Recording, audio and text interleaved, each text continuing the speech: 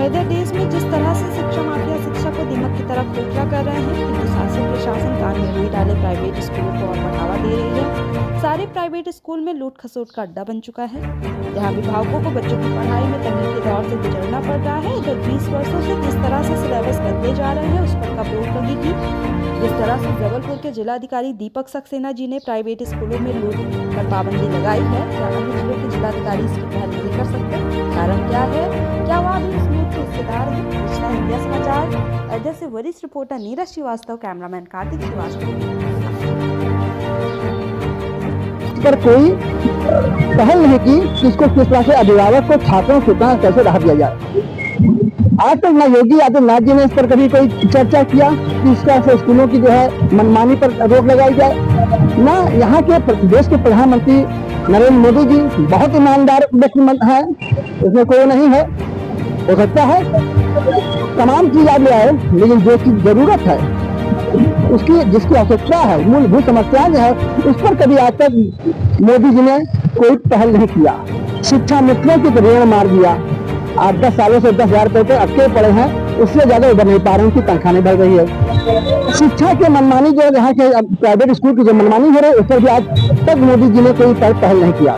तो मैं कहना चाहूंगा कि आज उत्तर प्रदेश के तमाम ही नहीं पूरे भारत में जिस तरह से शिक्षा का खनन हो रहा है, वो एक बहुत ही सोचनीय विषय है। अभी आप देखिए जबलपुर में वहाँ के जिलाधिकारी महोदय ने दीपक सक्सेना साहब, उन्होंने एक पहल किया। मुझे लगा कि वास्तव में देश में अभी बहुत से ईमानदार अधिकारी मौजूद हैं। उन्होंने पहल किया, जो किताबें 4,500 रुपये होती थी वो 300 से 400 रुपये में जाके हुआ।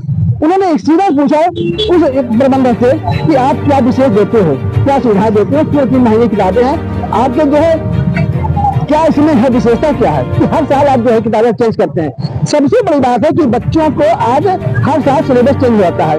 उस सिलेबस में क्या दे सकते हो आप, क्योंकि आप कोई विषय नहीं जाता, हर साल आप बदलते हो कितनी, क्योंकि आज जो हम जो है हमारे जो पूर्वज हैं, जो उनको मैं जान पा रहा हूँ, महाराणा प्रताप को, तमाम ऐसे झांसी रानी है, रानी लक्ष्मीबाई हैं, ऐसे तमाम लोग हैं जिनको हम नहीं समझ नहीं पा रहे हैं कि चंद्रशेखर आजाद कौन थे, लोग भूल जाएंगे।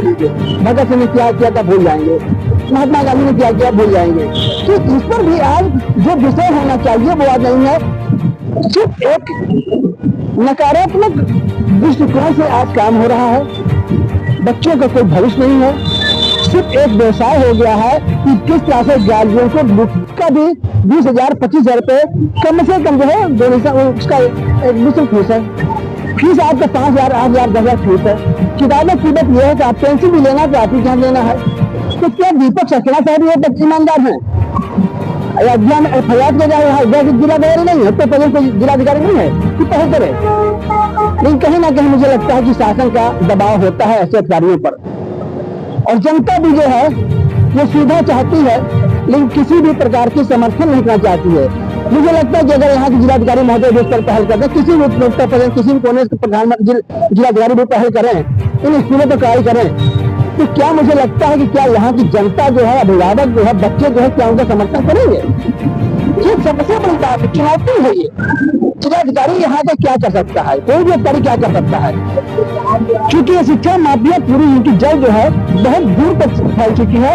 इसको हटाना सिर्फ नरेंद्र मोदी के हाथ में है, या ईमानदार अधिकारी ऐसा हो कि मेरा पद रहे या खत्म हो जाए, लेकिन मैं इसको जो है खत्म करके रहूंगा। मुझे याद आ रहा है कि आज से 20 साल पहले श्रीवास्तव साहब यहाँ पे कमिश्नर हुआ करते थे, बीएसए महोदय भी थे, वो गए, उनसे मिलने गए, 2 बार गए, उन्होंने अवॉइड कर दिया। दूसरा उनको बुलाया, पूछा क्या स्थिति है, क्या चल रहा है? सर बहुत अच्छा चल रहा है, इसको बहुत बढ़िया हो रहा है। कहीं पढ़ाई कैसे हो रही है? पढ़ाई बहुत बढ़िया हो रही है, सारे बच्चे बहुत अच्छे पढ़ रहे हैं। लेकिन आगे बच्चे कहाँ पढ़ते हैं?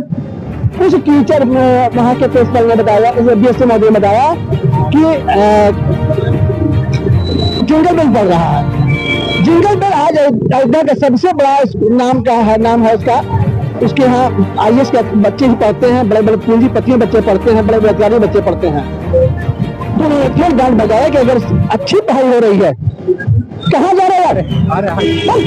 वालों को, तो मैं निश्चित चाहूंगा कि जितने भी उत्तर प्रदेश में पूरे भारत के जितने जिलाधिकारी महोदय हैं वो अपनी जिम्मेदारी का निर्वहन करें। और मैं विरोध करने को जो है लोगों से जो है यहाँ के देशवासियों को मैं ये जरूर निवेदन करूंगा कि ऐसे अधिकारी अगर जिस तरह से वही कार्य कर रहे हैं और अगर इनका विरोध हो रहा है, इनका ट्रांसफर हो रहा है, तो आप सब एकजुट होकर के सिर्फ जो है धरना प्रदर्शन कीजिए कि ऐसे अधिकारी को ट्रांसफर नहीं हो करना चाहिए। तो इसी से आज जो हमारे यहाँ जो तमाम समस्याएं भ्रष्टाचार मचा हुआ है, ऐसे अधिकारी दीपक सक्सेना जैसे लोग जो है इस्तेमाल कर सकते हैं, कंट्रोल कर सकते हैं और इस शिक्षा माफिया को जो है यहाँ पर इसको विराम लगा सकते हैं। अब ये कुछ दिन बात है कि मेरे ख्याल से 8-10 साल पहले बात है, यहाँ के तमाम ऐसे बड़े शिक्षा माफिया हैं जो बड़े बड़े स्कूल चला रहे हैं, बड़े बड़े में जो है कोई प्रधानाचार्य है, कोई बिजनेस मैन है, तो मैं नाम भी नहीं लूंगा कि अयोध्या में जो है तमाम बड़े बड़े स्कूल है। उस समय जब एबीएसएन महोदय ने जो है इस पर कंट्रोल किया, डीआईएस महोदय ने इस पर रोक लगाई, इनको नोटिस दिया, तो ऐसे तमाम लोग जो है उस तरह से ठेकेदार पूंजीपति पहुंच करके पिस्टल निकाल दिया और नंगी पिस्टल लेकर के उसे जो है वहां पर शिक्षा विभाग के जो है डीआईएस के ऑफिस में उन्होंने वहां पर एक धमकी दिया है डीआईएस को। तो ये कि हम समझते हैं कि इस तरह से प्रशासन के संज्ञान में हम आना आया और उस पर कार्रवाई क्यों नहीं किया गया, क्या है? क्यों सीधा बात है कि इन लोगों से कहीं ना कहीं एक मोटी रकम सभी यहाँ नीचे लेके ऊपर तक पहुंचता है।